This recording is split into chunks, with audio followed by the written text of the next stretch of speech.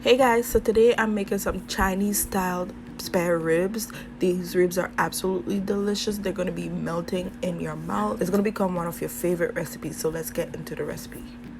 So when you're buying the ribs, if you could find the ones that are cut into like rib tips into small pieces, buy those instead.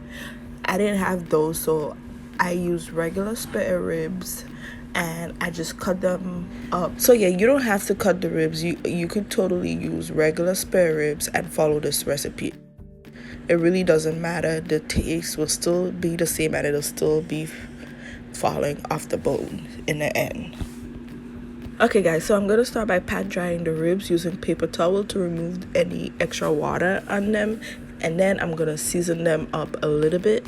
So I'm seasoning it with some salt, black pepper, onion powder, garlic powder, and paprika. So I'm just going to pour it all over the ribs and rub it into the ribs.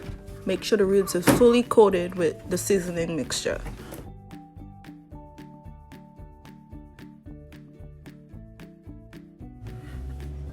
Okay, so next I'm taking a piece of ginger and I'm using this amount right here. That's about a tablespoon after it's minced, I'll say.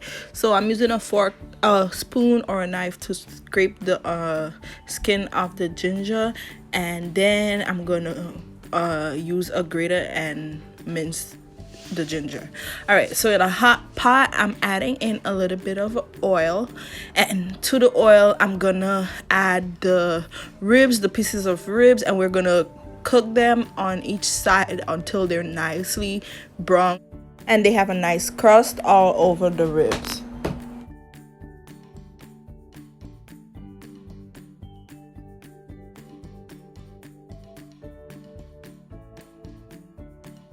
So every 2 or 3 minutes or so, I'm flipping the ribs to the other side because I want it to get brown all over.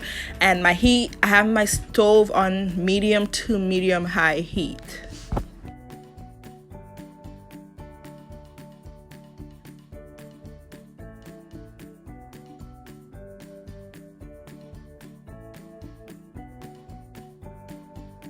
Once they're brown, you're going to remove all the ribs from the pot. If you need to do this in batches because you have a lot of ribs, do so, and then remove them from the pot. And we're going to use the same pot to start making the sauce for the ribs. Okay.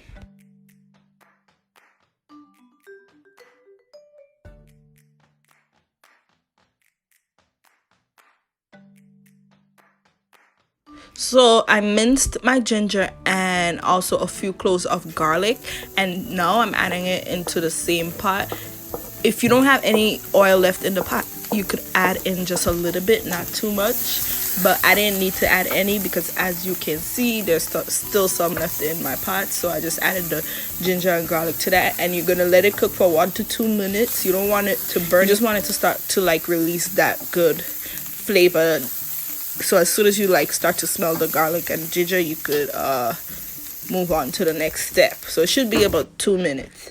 So next I'm going to start adding in the remaining ingredients for the sauce. So I'm adding in a little bit of honey, and then I'm going to add in some soy sauce, some rice wine vinegar, some water, and some brown sugar, and some red pepper flakes. Now when I'm adding in the red pepper flakes, I'm not adding too much because I don't want it to be too spicy. So use your judgments on that. And also I added in about 2 or 3 of the star anise. Alright, so add all the ingredients into the pot, give it a mix, and let it come to a boil. Once it comes to a boil, you're gonna turn your heat down a little bit and let this sauce take about 2 to 3 minutes to reduce. And yeah, once the sauce reduces a little, we're gonna move on to the next step, which is getting ready to bake our ribs. So I'm taking my sauce and I placed my ribs in a baking dish, and now I'm just gonna take the sauce we made and pour it all over the ribs, trying to coat the top of the ribs with the sauce.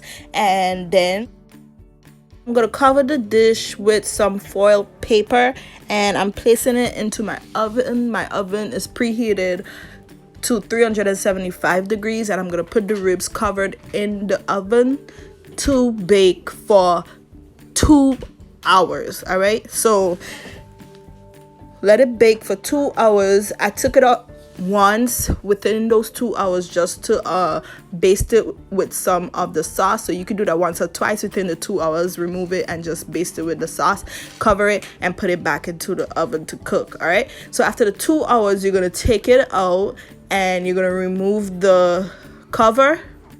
And I just give it a little test by poking it with a fork or something just to see if it's getting soft and tender. And I'm basting it with that delicious sauce again, and I'm gonna put it back into the oven uncovered at the same temperature, 375, and bake it until it's tender and falling off the bone. Now after I uncovered it, it only took about an hour for mine to be ready, so it should take about 1 to 2 hours depending on your ribs. All right, so yeah, and as you can see, it's tender, it's falling off the bone. These ribs was absolutely delicious. Like, the flavor was so good. I wish I had made more because they were gone in 2.5 seconds. So yeah, guys, thank you guys so much for watching this video. I hope you enjoyed it, and I will see you next time. Don't forget to like, comment, and subscribe if you enjoyed the videos. Bye.